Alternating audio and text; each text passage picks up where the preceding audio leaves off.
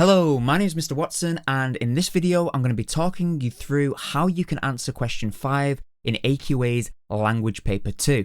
Now there are many different ways you can go about answering this question, so please bear in mind that the methods that I show you and the structure that I show you in this video may be different to how your own teacher has shown you to do it. Ultimately, you need to go for the approach which gives you the most confidence and which will benefit you in the actual exam. But with that being said, let's have a look at question 5. So what exactly does question 5 ask you to do? It will ask you to produce a non-fiction, so a transactional, piece of writing in response to a given statement. This question is worth 40 marks, which, just like question 5 on paper 1, is worth half of the entire paper. So it is a very, very important question. Now, in your response, you must establish a clear point of view from the beginning and ensure that all of your following points support this viewpoint. Effectively, you are arguing your opinion on something, and you are trying to convince your audience or your reader that your point of view is the correct one. So you need to make sure that your opinion and your viewpoint is absolutely crystal clear from the very beginning all the way through to the end. And to help make your writing more effective, you must ensure that you are including a range of appropriate and effective persuasive techniques. And you may be familiar with the acronym DeForest. There are different versions of it: DeForest, Aforest. Ultimately, they all talk about the same things, just with a few extra features here and there. But DeForest is the one that I'll be talking about here. With this being a 40-mark question, you need to give it a considerable amount of attention. So, in total, you should spend no more than 45 minutes on this question, and that's broken down into 10 minutes to plan, 30 minutes to write, and 5 minutes to proofread at the end. Some people dismiss proofreading, and when they finish writing, will just stop. I strongly advise against doing that, because marks are lost through silly mistakes every single year. Things like capital letters that are missing, things like sentences not quite making sense, commas being used incorrectly, spelling something wrong because you were rushing at the start, things like that. So it's really important that you look back through your work and give some time over to that to maybe fix any errors that you might have made and not noticed, but also it's an opportunity for you to potentially upgrade some of your work and make it even better. Maybe there's a bit of a dull word that you've used, and when you're proofreading, you can upgrade it to something even better, which again will help you in terms of gaining more marks. So please ensure that you're not just planning and writing, but that you also give time over to proofread. Okay, so this is what a typical question 5 for language paper 2 will look like. We start off by being given a statement. Parents today are overprotective. They should let their children take part in adventurous, even risky activities to prepare them for later life. Then we're told what the type of text is you need to produce. In this case, it's write an article for a broadsheet newspaper in which you argue for or against this statement. We then have a breakdown of the marks. So there's 40 marks in total, as we've said. 24 of those marks are for content and organisation, and there are 16 marks available for technical accuracy, which is your spelling, your punctuation, and your grammar. Now, in this example question, we're being asked to write an article, but that is just one of 5 possible text types that you're asked to write in the style of. Those 5 are an essay, of course, a newspaper article, just like in the example, a speech, a leaflet, and a letter. So you need to make sure that you're familiar with the key features of each of those text types. And I'll give you a little bit of help with that towards the end of this video. But what's really important is the structure I'm going to show you in a little while will apply to whatever text type you are asked to write about, because ultimately the bulk of your argument and the structure that you need to use can be the same. You can follow the exact same structure whether or not you're asked to write an essay, a leaflet, a speech, any of those 5. The only differences are you would include specific things for each text type. But again, don't worry if that's a little bit confusing. I will show you that in a little while, and hopefully it'll make more sense. So what are some key tips to succeed in this question? First of all, commit completely to a single point of view. As we said earlier at the beginning of the video, you need to make sure that you are crystal clear in your point of view from the beginning to the end. So, we have a statement there. What you would need to do is decide whether you are for the statement or you are against it. You can't be in the middle. You can't be sitting on the fence, even if in reality you kind of are, and you're a little bit unsure because you can kind of see it both ways. For the best response to this question, you need to commit to one side or the other completely. Otherwise, you risk writing an argument that is contradictory, doesn't quite flow, and isn't a cohesive, consistent argument. Tip 2 is to, of course, plan out your answer. For a 40-mark question, you cannot risk winging it. You can't risk just turning up and starting to write and hoping for the best.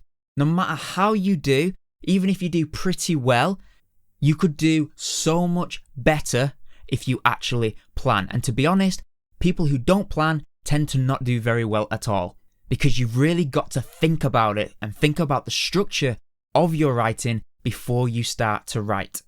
So again, using the structure I will show you in a moment, make sure you spend some time planning your answer before you start writing.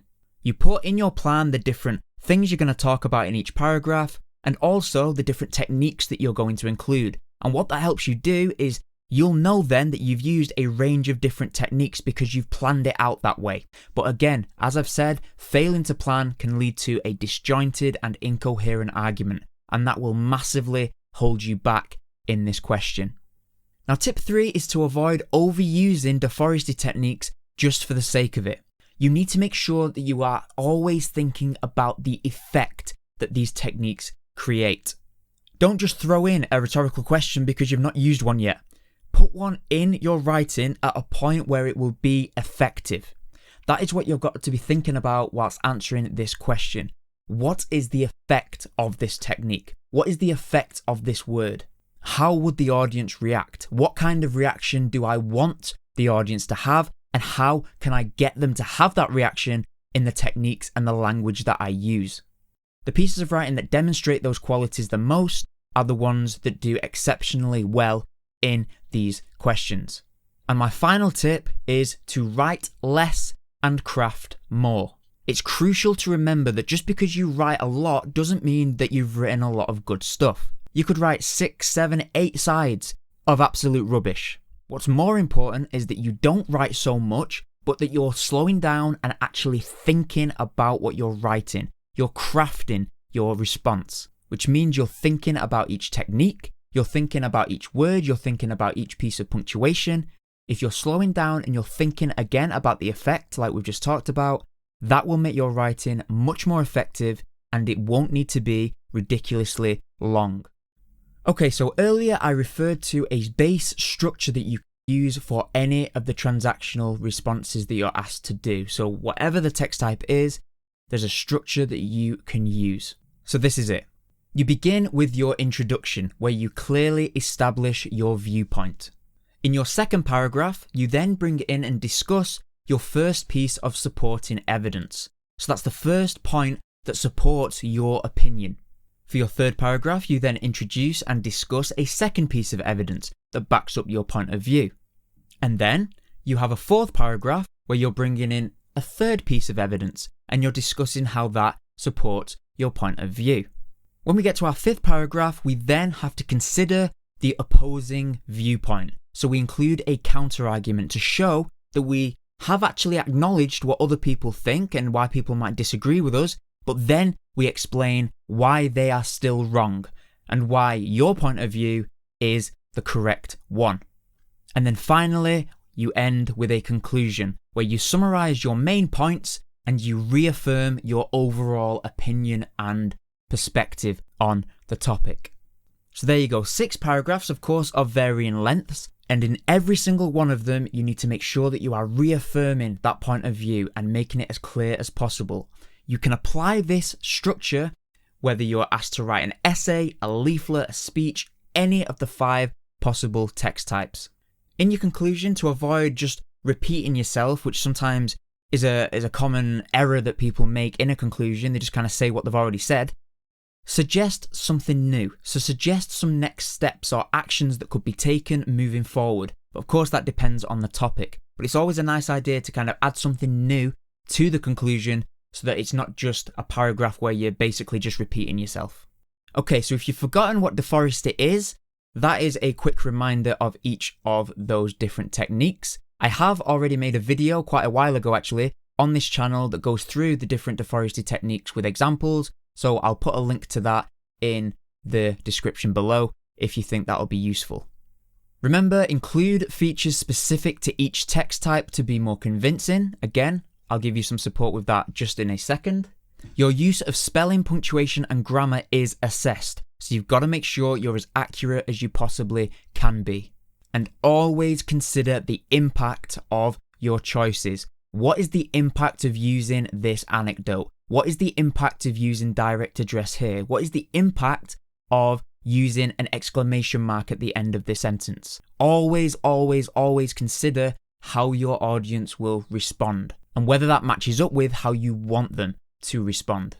Okay, so to support you with the different key features, I've put together this little table, this grid that goes through each of the different text types, but also has some of the key features for each of those different texts.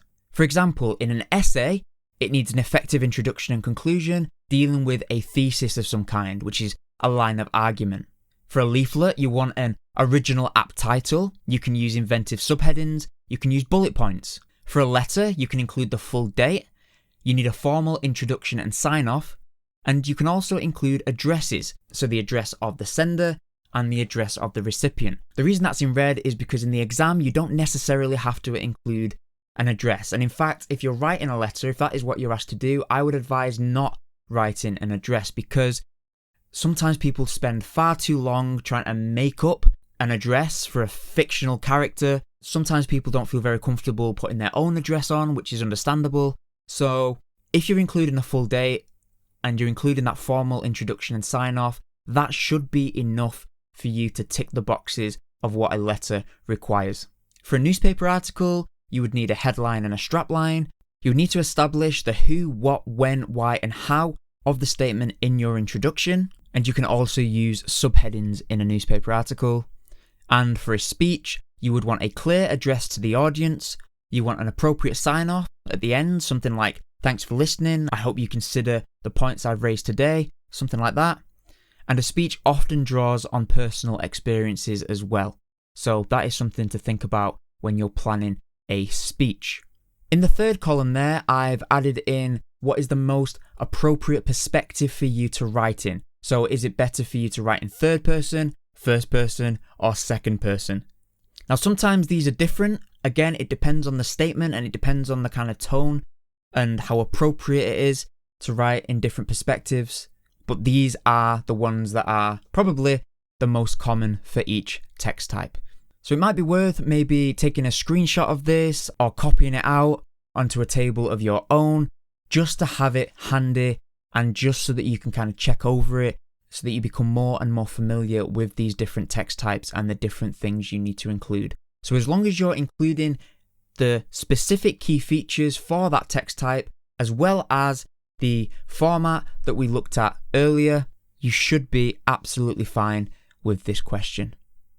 Okay, that is all for this video. Thank you very much for watching. I really hope it helped. If you're unsure, you got any questions whatsoever, please leave them in the comments below and either myself or somebody else will be able to get back to you with some hopefully useful advice. If this video did help, please leave it a like, because that tells me that you found it useful and that you've benefited from it, which helps me in planning future videos. And if you haven't subscribed yet, feel free to. I'd really appreciate it. And also, you'll make sure that you don't miss any videos that I upload on the channel moving forward.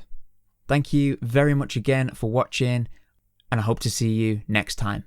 Bye for now.